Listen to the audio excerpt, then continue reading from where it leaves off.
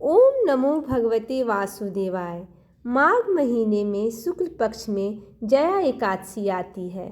जया एकादशी व्रत करने वाले के पितृ कुयोनि को त्याग कर स्वर्ग में चले जाते हैं। इसके प्रभाव से पितृपक्ष की 10 पीढ़ियाँ, मातृपक्ष की 10 पीढ़ियाँ मोक्ष को प्राप्त होती है।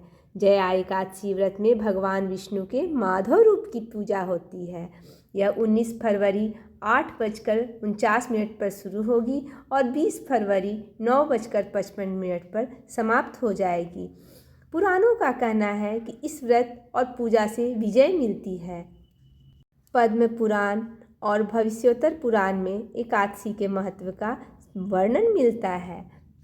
स्वयं भगवान कृष्ण ने युधिष्ठिर को इस दिन का महत्व बताते हुए कहा था कि इस दिन का उपवास करने से व्यक्ति को ब्रह्म हत्या जैसे पापों से मुक्ति मिलती है।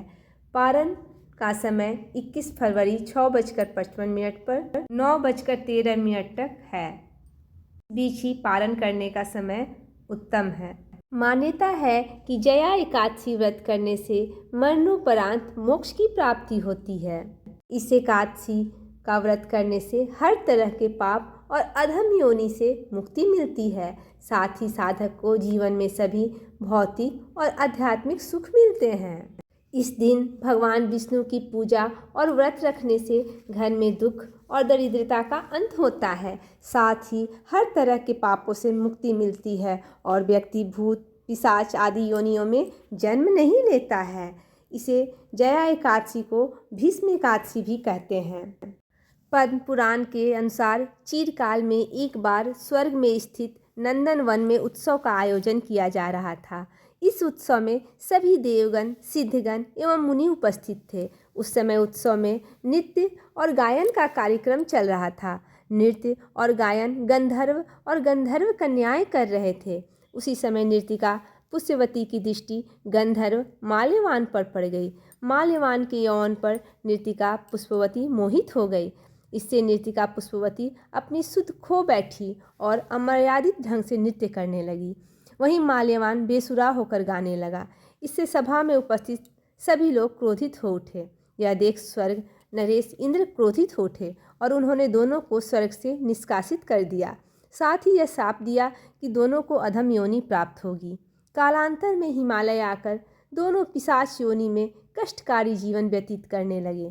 एक बार माघ मास की एकादशी यानी जया एकादशी दिन आई और माल्यवान और पुष्यवती ने उस दिन कुछ नहीं खाया और फल खाकर दिन व्यतीत करने किया। साथ ही दुख और भूख के चलते दोनों ने रात्रि में जागरण का व्रत भी किया। इस दौरान दोनों ने श्री हरि का स्मरण और सुमिरन किया। दोनों की भक्ति से प्रसन्न होकर भगवान नारायण ने पुष्यवती और माल्यवान को प्रेत योनि से मुक्त कर दिया। भगवान विष्णु की कृपा से दोनों को सुंदर शरीर प्राप्त हुआ और दोनों दोबारा स्वर्ग लोक चले गए। जब वहां पहुंचकर इंद्र को प्रणाम किया तो वह चौंक गए। इसके बाद उन्होंने पिशाच योनि से मुक्ति का उपाय पूछा। इसके बाद माल्यवान ने बताया कि एकादशी व्रत के प्रभाव और भगवान विष्णु की कृपा से दोनों को पिशाच योनि से मुक्ति मिल गई है। इस प्रकार जो व्यक्ति जया एकादशी का व्रत रखता है उसे मोक्ष की प्राप्ति होती है। इस दिन प्रातः उठकर स्नान करें, जया एकादशी व्रत का संकल्प लें, पूजा स्थल को साफ कर उस पर भगवान विष्णु और भगवान कृष्ण की मूर्ति, प्रतिमा या फोटो स्थापित करें। भगवान को पीले फूल बहुत पसंद है। विष्णु सहस्त्र नाम का पाठ करें, तुलसी दल अर्पण करें, नारियल, पंचामृत और दीप धूप देवताओं को अर्पित करें। इस दिन तिल अर्पित करने से के साथ तिल का दान भी किया जा सकता है। शाम के समय तुलसी के पौधे के सामने दीपक अवश्य जलाएं। इस दिन दान पुण्य का अधिक महत्व होता है। इस दिन जो व्यक्ति दान करता है वह कई गुण अर्जित करता है। यदि कोई व्यक्ति इस व्रत को विधिवत पूरा करता है तो भगवान श्री हरि का आशीर्वाद उस व्यक्ति को अवश्य प्राप्त होता है। व्रत करने वाले को किसी तरह का अनाज, सामान्य नमक, लाल मिर्च और अन्य मसाले नहीं खाने चाहिए।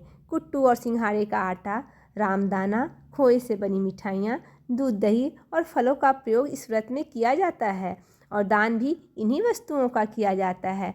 तिल का दान माघ महीने में सर्वश्रेष्ठ दान होता है। जय श्री हरि। भगवान विष्णु की कृपा आप सब भक्तों पर यूं ही बनी रहे, हम यही कामना करते हैं।